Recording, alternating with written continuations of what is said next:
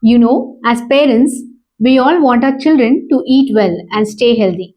But what if I told you some of the things we've always believed about feeding, the advice we've heard from our elders or followed for years might actually be doing more harm than good? These feeding myths can quietly shape how our children see food and even how confident they feel at mealtimes.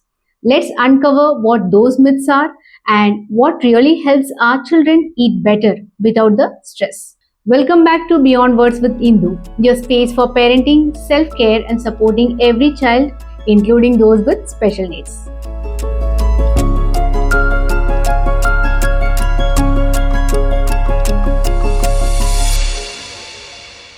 I am Indu, speech therapist, feeding therapist, parenting coach, and mom of two.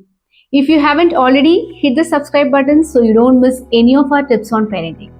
As a final episode of our mealtime series, we are going to look at the myths now. Myth number 1: chubby means healthy. The reality is, weight alone doesn't tell the full story. A child can look plump but still lack essential vitamins, minerals, or balanced nutrients. I once worked with a child who seemed quite chubby. The parents were proud, she's so healthy, but over time they observed that the child often came home from school tired, didn't want to play much, and sometimes skipped meals. That's when we realized it's not about how chubby they are, it's about what they're actually eating and their energy levels. The tip for you: focus on nutrient rich foods rather than just calories. Include a mix of protein, veggies, fruits, and whole grains. Even small improvements matter, like adding a fruit to their breakfast or sneaking in some vegetables in dal. Myth number 2: forcing kids to finish the plate builds strength and discipline. The reality is, pressurizing children creates stress and can make picky eating worse. Kids may start hiding food, avoiding meals, or developing negative feelings towards certain food. Picture your toddler at the table, pushing peas around their plate while you insist finish it all. The more you insist, the more they resist. I've seen parents get frustrated and the child cries or throws food. The tip for you: offer choices. Do you want peas or carrots first? Respect hunger cues. If they say they are full, don't force. Celebrate small wins, even tasting one new vegetable counts. The positive reinforcement goes a long way. A simple, hey, you tried it, encourage them. Then, myth number 3: snacks and sweets are harmless if meals are done. But the reality is, frequent sugary or processed food can affect appetite, mood, and long term eating habits.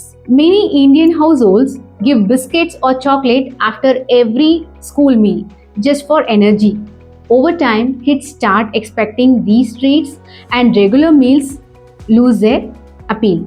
Now, the tips for you: balance treats with wholesome snacks like nuts, fruits, yogurt, or roasted chana.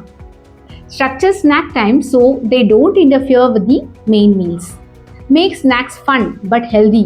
Now, myth number 4: children will eat anything eventually if they are hungry enough. But the reality is, hunger alone doesn't solve selective eating. Some children don't eat because they are picky. They avoid certain textures because of how it feels, tastes, or smells. Sometimes it's not about hunger at all, it's all about the comfort and readiness. Imagine serving a new vegetable repeatedly, thinking your child will eventually eat it. Instead, mealtimes become stressful and the child refuses more foods. So, the tips for you: gradually introduce new foods with familiar favorites. Let your child arrange their plates. Even simple things like making a rainbow of carrot sticks, peas, and corn can make mealtimes more fun. Encourage curiosity and involvement rather than forcing them. Myth number 5: healthy food is bland and kids won't eat it. But the reality is, Indian spices, herbs, and colorful presentation can make nutritious foods tasty and appealing. Now, a parent gives plain dal or steamed veggies and the child pushes it aside. But by adding mild seasoning like turmeric, cumin, or coriander and arranging veggies in funny shapes, kids are often much more willing to taste. Now, the tips for parents: involve your child in simple tasks like stirring dal, sprinkling some coriander leaves, or arranging veggies. Small involvement builds curiosity, ownership, and willingness to taste. Now, myth number 6: multigrain or branded healthy food are always better. But the reality is, not all packaged foods are truly nutritious. Some multigrain breads or biscuits contain refined flour and added sugar. You buy a multigrain biscuit thinking it's healthy, but your child eats it like a snack and skips other nutritious foods.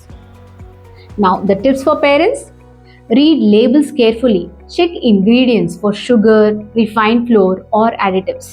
Focus on whole, minimally processed food. Homemade options often provide more nutrients and control over what your child eats. Now, some of the practical takeaways. First is balance over perfection. Focus on variety, not forcing the portions. Next one is involve your child. Let them choose veggies or arrange their plate. Then, celebrate small wins. Even one bite of a new food is a progress.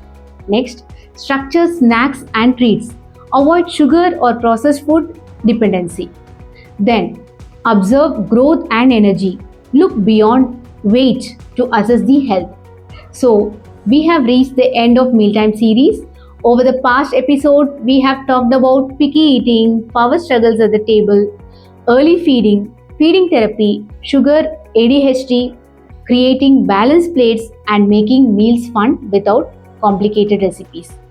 I've seen parents sigh with relief when a child finally tries something new without a battle, and that little win matters. Now you have practical strategies to help your child enjoy food, try new things, and build healthy habits all in small, manageable steps. Every small change you make today can shape confident, healthy children tomorrow.